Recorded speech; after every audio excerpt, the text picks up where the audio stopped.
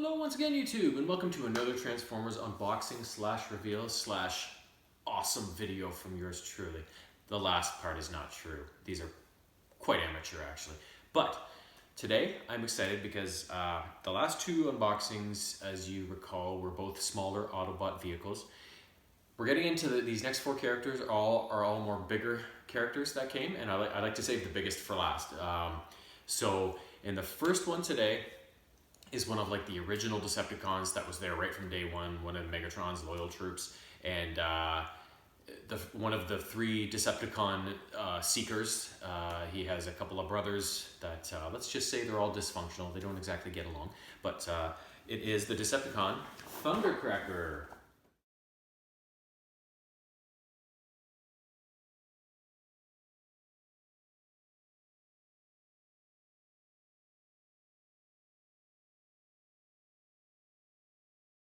Box is a little bent in when it arrived. This is the only one I've had show up that has had a little bit of crush slash wear on it, so I'm a little nervous to open it up and maybe find something broken, but soon enough we will find out for sure. There's something rolling around in there, but hopefully it's just a weapon that came loose. But Thundercracker, like I said, one of the three original Decepticon seekers, along with his brothers Skywarp and Starscream. They were probably, outside of maybe Soundwave, Megatron's three most important allies in the fight. Now, they all had very different personalities, and Thundercracker was perhaps loyal but kind of aloof, I would call it.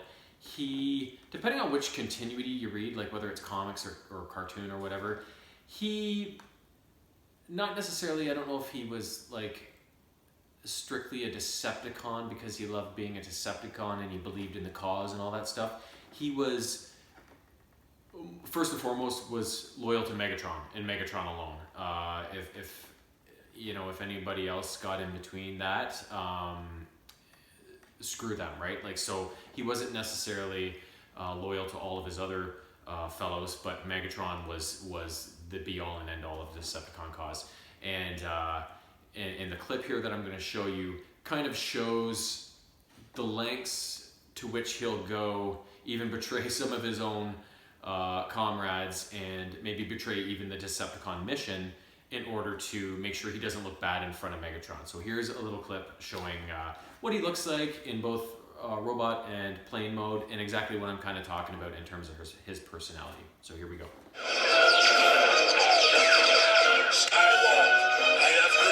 Steel alloy suitable for our weapon frame.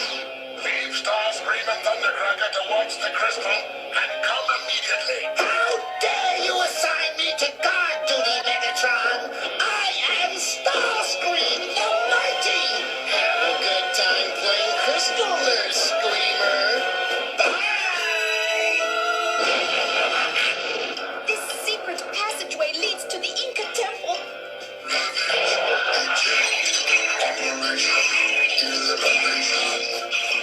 I must destroy their new weapon. Yeah, but even without our new weapon, I can fry your circuits extra crispy. Megatron would love it. But that geeky Starscream would take all the credit. On the other hand, if I let you wreck our new weapon, Megatron might blame Starscream, which would make me very happy. Thundercracker, you putrid traitor!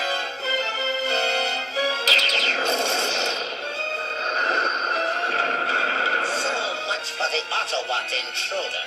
And as for you, traitor, from now on you will do exactly what this geeky Decepticon tells you, or I'll report your treachery to Megatron and I'll have you melted into welding rods!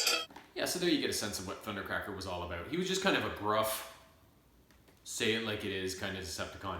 And the thing about the Seekers is that, the Autobots were very much so landlocked, that some of them could fly, but they weren't all that maneuverable. So the three Decepticon Seekers were prized for their speed and maneuverability in the air, and they were also quite powerful. I believe Thundercracker's weapon was like a sonic boom gun or something like that, so he had a pretty powerful blaster that he could unleash on the Autobots and stuff.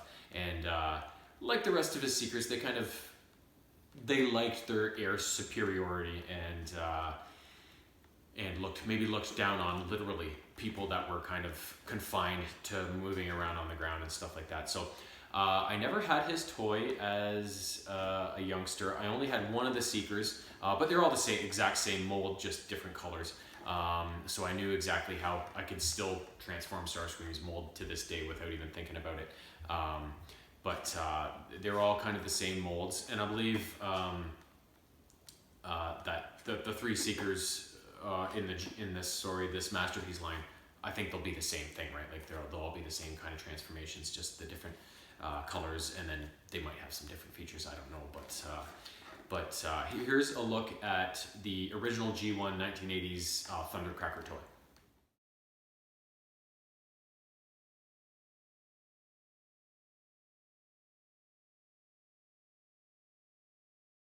So not bad. That's a pretty cool toy. I like the way they did the original molds for the Seeker Decepticons back in the day. I thought they did a pretty good job with making a plane turn into a robot. Not perfect, of course, as you can see, not like they can do nowadays, but still a really cool toy.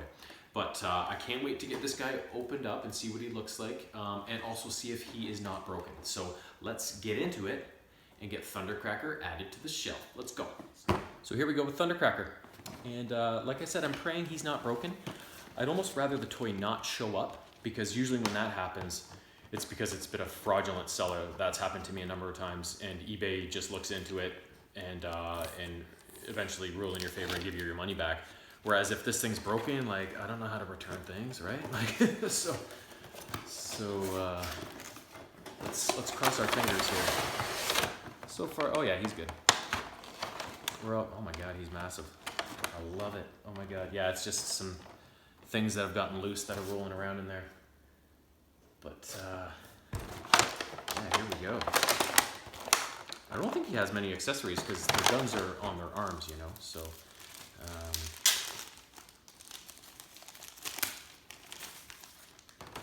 of course, as per the usual, we got a card. It's a little bent up, but I'm not gonna cry over that. I'm just happy he's not broken.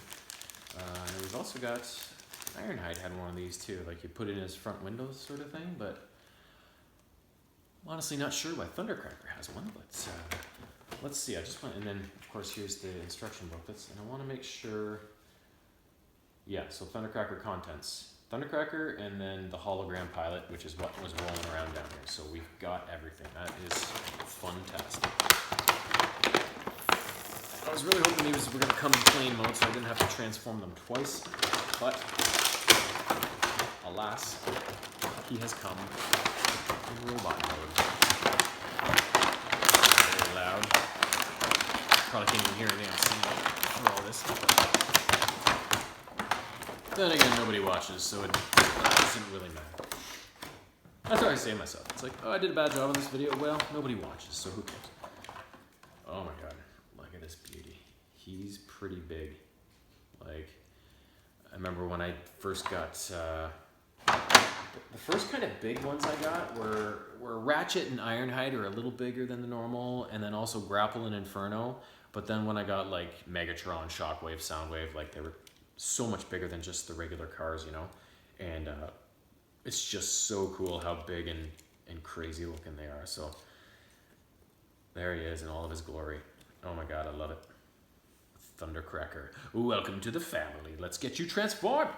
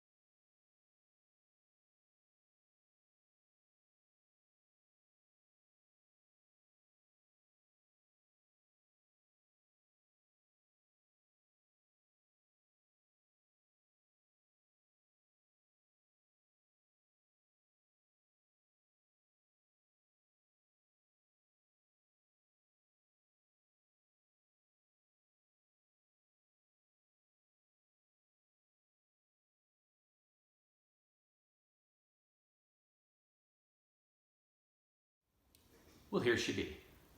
A beautiful looking toy. This is like A1. It looks exactly like Thundercracker, and the transformation is actually very similar to the way the G1 went, just with the nose that comes through the body and flips around and everything like that. My only disappointment with this one is that to go along with the damaged box, when I was transforming him, like there's lots of little bits, just little tiny shavings of plastic and the odd bit of metal from this or whatever it is. And a couple of loose joints here and there. So I'm kind of wondering if this was even a return or some sort of batch that wasn't quite up to snuff or whatever, but there's nothing broken on it. The transformation, for being a bigger character, I actually found it quite easy for the most part. And there is a little bit on the back where I can't quite get his cone back to where it should be with this two attached to it, but again, it's at the back, so when you're looking at him from the front, all you see is this little cone sticking down a little bit, so it's not a big deal, but this thing looks so awesome. And then as you can see in the pictures, in the playing mode as well, it looks fantastic. It looks just like Thundercracker. So this, I can't wait to add this to the shelf beside the few lonely Decepticons there are next to all of the Autobots. So he'll be a good ad for the side of evil. So until my next round, Thundercracker out.